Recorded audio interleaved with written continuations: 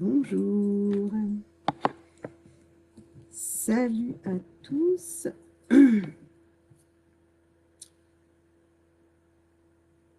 bienvenue. Alors je ne sais pas si vous me voyez comme d'hab. Si, ça doit être bon. Ok, super. J'espère que vous allez tous très très bien. Aujourd'hui, je suis venue vous parler de la manière dont on peut éviter un burn-out. Et pourquoi je suis venue vous parler de ça? Simplement pour que vous preniez soin de vous et que vous vous préserviez, que vous n'attendiez pas d'être vraiment au plus mal, c'est-à-dire voilà, en plein burn-out, pour vous prendre en main, parce qu'en général, quand vous arrivez à cette étape-là, salut Zabou, ouais, super. Quand on arrive à l'étape du burn-out, c'est bien pour se relever, c'est très très compliqué, il nous faut des mois, voire des années. Et ce qu'il faut savoir, c'est qu'il y a plein de signaux qui peuvent vous prévenir de ce burn-out et qui sont là pour vous avertir qu'il faut juste que vous vous preniez en main pour ne pas sombrer. Alors pour commencer, déjà, j'aimerais dire que le burn-out, ce n'est pas une dépression. La différence avec une dépression, c'est que le burn-out, on est juste épuisé, on a encore envie de faire plein de choses, plein, alors que la dépression, on n'a plus envie de rien. Et donc voilà, et c'est ça qui est compliqué avec le burn-out, c'est qu'on a toujours envie de faire. On est toujours dans le faire, alors que notre corps est en train de nous dire, bien non, notre corps et notre mental est en train de nous dire, eh bien, il va falloir que tu t'arrêtes, parce que sinon je vais exploser et tu vas mettre énormément de temps à te reposer.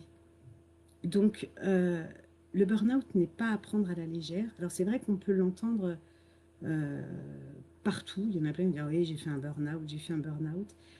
Il y a différents types de burn-out, mais moi je vous parle du burn-out vraiment profond, où vous mettez entre 1 et 2 ans à vous en remettre.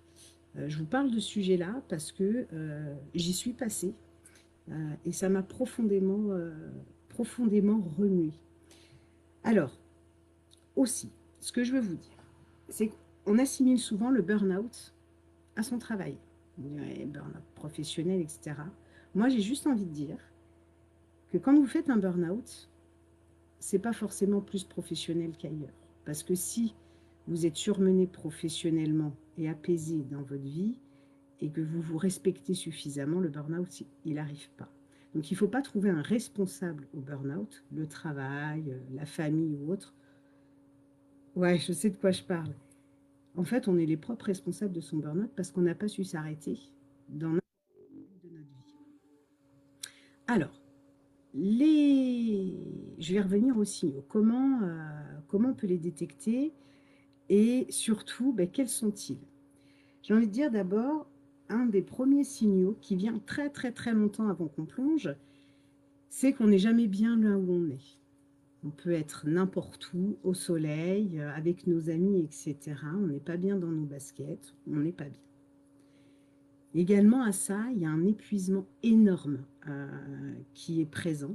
En fait, on a notre capacité intellectuelle qui est complètement réduite. Alors, je ne sais pas si ça parle à certains, mais moi, je me souviens que j'arrivais plus à retenir les choses. J'arrivais plus à retenir, mais en même temps, j'étais tout le temps en train de réfléchir. Mon cerveau ne s'arrêtait plus. Et c'est même pour vous dire, à un moment donné, mon cerveau ne s'arrêtait tellement plus que j'avais tout le temps très chaud à la tête. Ma tête était brûlante. Enfin, bon, c'était un peu la cata. Et en fait, voilà, on ne retient rien, mais en même temps, on pense tout le temps. Et comme on pense tout le temps, ben, nos sommeils en sont impactés. C'est-à-dire qu'on a des sommeils qui sont très perturbés. Et en plus, ce qui est dérangeant dans le sommeil, c'est qu'on est réveillé parce qu'on pense, il y a des choses qui nous tracassent, mais la nuit, tout prend des proportions de dingue. Donc, on a des émotions qui s'amplifient.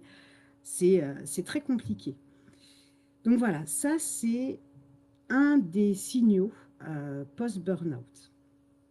Également, vient s'ajouter ben, nos maux du corps. Voilà, on est souvent malade, on a souvent mal au cervical, on a mal à la cheville, on a mal à un bras. Voilà. Ça, c'est des mots qui vous renvoient un signal comme quoi ben, vous n'allez pas bien et que vous êtes très probablement à côté de vous-même. Un autre signal, c'est vos émotions. En fait, quand vous êtes en post-burnout, vous le frôlez hein, vraiment, vous avez soit vos émotions qui sont complètement en berne, c'est-à-dire que vous ne ressentez plus rien du tout. Mais alors vraiment plus rien, c'est-à-dire que vous n'arrivez même plus à pleurer, vous n'arrivez plus à ressentir de tristesse, vous n'arrivez plus à ressentir de colère, vous êtes passif de tout. Ou alors vous êtes dans des émotions complètement exagérées. Quand vous êtes en colère fois 100 par rapport à avant. Quand vous êtes triste, eh bien le moindre petit truc vous fait pleurer d'un rien. Quand vous êtes joyeuse, eh bien vous êtes surexcité de joie. Enfin voilà, vos émotions sont soit en berne, soit exagérées. Également, quand vous en signal post-burnout, c'est que vous êtes, enfin on est fatigué dès le réveil. On est fatigué, mais en même temps on a envie de faire plein de choses et on ne s'écoute pas et on y va. Donc ça, c'est tout, enfin plein de petits signaux en fait qui viennent vous dire, bah, toc toc toc, je ne vais pas bien, toi là, et prends soin de toi. Prends soin de toi parce que quand je vais arriver, moi, burn-out, je vais complètement te chambouler, vraiment. Donc ce que je veux vous donner un peu comme clé, c'est qu'il y a des manières de l'éviter ce burn-out en prenant en compte donc tous ces signaux. Alors, les premiers, c'est votre entourage, hein, parce que votre entourage, ou même le corps médical que vous pouvez consulter, vont vous dire, là, il faut s'arrêter. Là, il va falloir, là, tu es fatigué, arrête-toi. Mais on se croit toujours plus fort. Et en fait, en continuant, en ne vous écoutant pas, pardon, simplement, en fait, vous n'êtes pas plus fort, vous êtes faible. Vous êtes faible parce que vous n'acceptez pas, justement, d'avoir un besoin de repos. Et votre force, c'est de l'accepter, ça. C'est de vivre avec vous et d'être bien avec vous. Donc déjà, voilà, écoutez-vous. Donc, comment on peut les éviter? Comment on peut l'éviter, pardon, ce burn-out? Eh bien, déjà, on va arrêter le surmenage. Souvent, les personnes qui font des burn-out, c'est des personnes qui veulent tout contrôler et tout faire de manière parfaite. Voilà. Donc, être dans le contrôle partout. Vie de famille, vie professionnelle, vie amicale, tout, tout, tout. On veut tout contrôler, que tout soit parfait. Et on pense tout le temps, tout le temps, tout le temps. Donc à un moment donné, en fait, il faut arrêter. Il faut se dire, stop, je ne suis pas parfaite. Ça ne sert à rien, parce que de toute façon, même si j'essaye d'être parfaite, je ne serai pas parfaite aux yeux de tout le monde. Donc à quoi bon, en fait? Vous vous fatiguez tout seul, alors que, en cherchant à être parfait, alors que vous ne le serez pas aux yeux des autres. Donc pensez à vous, recentrez-vous sur vous. Et il faut aussi arrêter à vouloir être avec tout le monde, sur tous les projets, à vouloir être la meilleure des employés, à vouloir être la meilleure des amis, la meilleure des épouses, la meilleure des mamans, ou la meilleure des papas, enfin bon bref, il faut arrêter de vouloir être partout. Il faut en fait se consacrer vraiment au moment présent. On vit son moment présent et on se décharge du superficiel. Comment je me décharge du superficiel?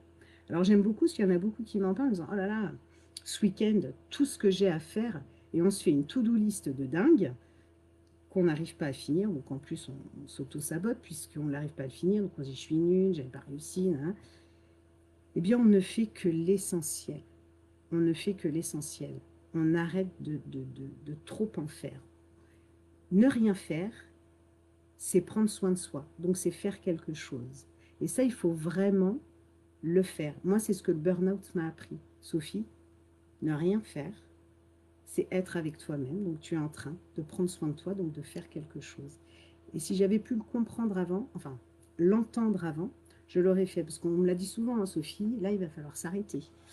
Il va falloir que tu te mettes en arrêt. Il va falloir que tu penses à toi, etc. Je ne voulais pas l'entendre. Je me pensais plus forte que tout. Je pensais que j'allais pouvoir dépasser plein de choses. Et un jour, je suis tombée. Et quand on tombe, eh bien c'est trop tard, parce qu'on n'a pas d'autre choix de toute façon que de se poser avec soi et d'entreprendre un très très gros travail et une très longue période de repos. Donc voilà, donc ce que je peux vous dire, c'est qu'arrêtez le surmenage, vivez dans le moment présent et déchargez-vous de tout le superficiel, priorisez ce qu'il y a à faire, vraiment.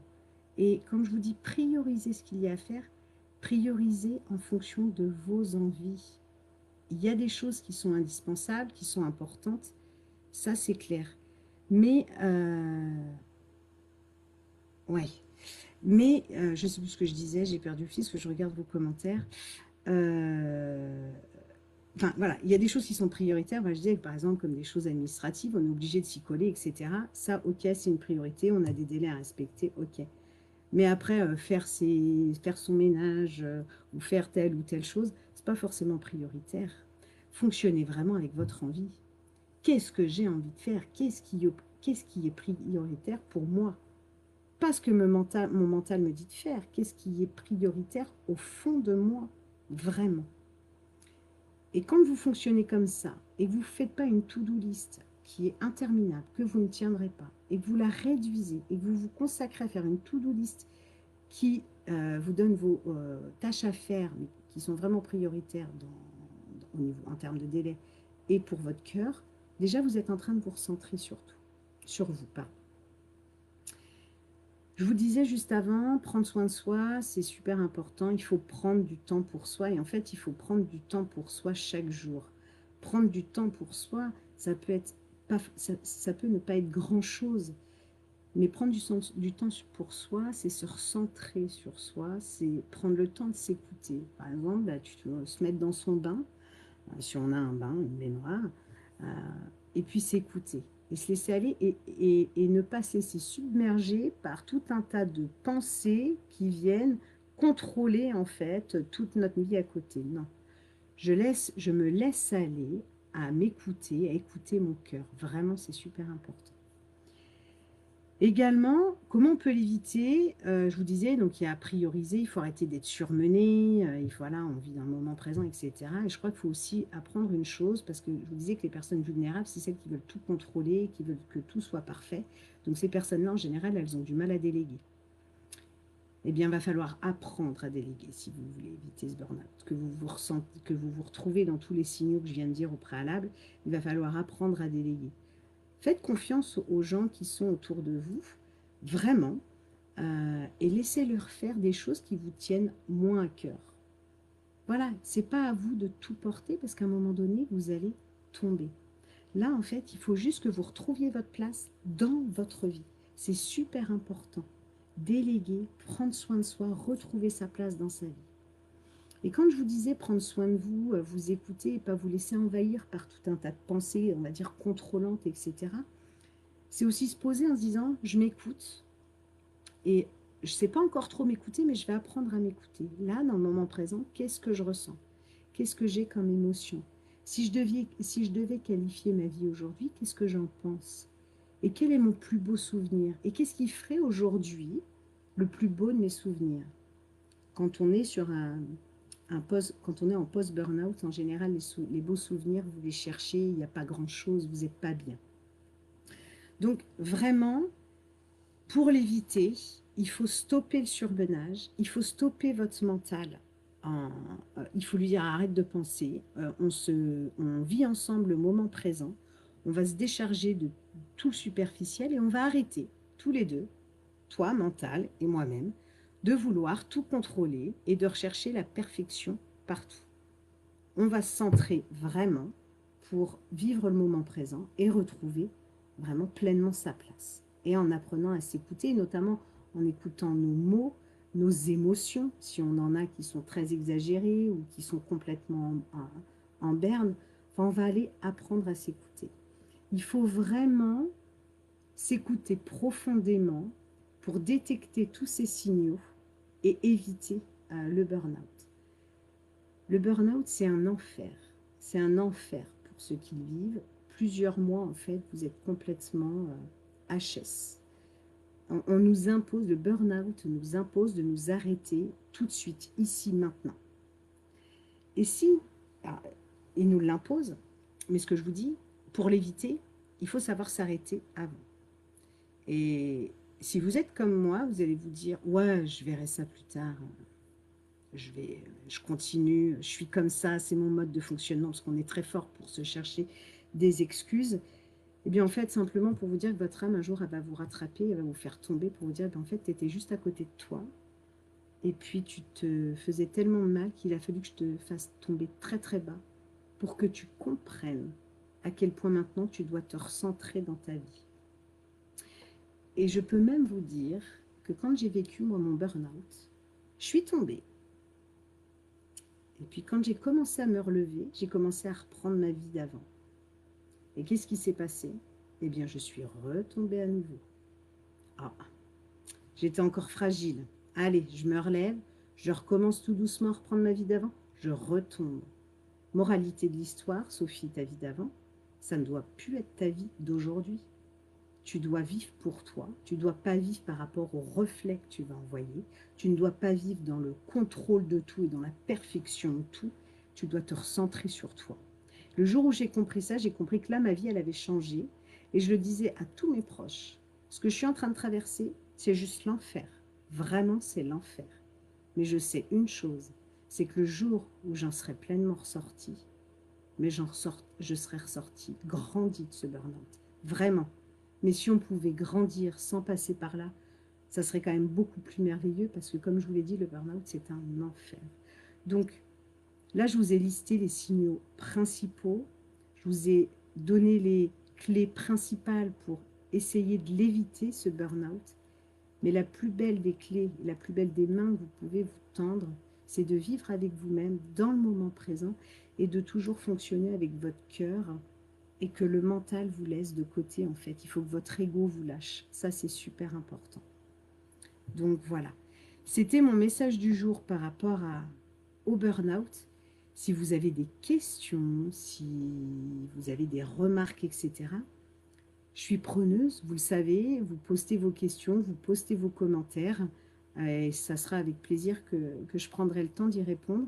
Et pour tous ceux qui... déjà, merci pour les commentaires d'aujourd'hui, et pour tous ceux qui regardent la vidéo euh, en replay, eh bien, un petit hashtag replay. Vous le savez, vous êtes de plus en plus nombreux à le faire, et c'est super. Donc, merci vraiment à vous tous.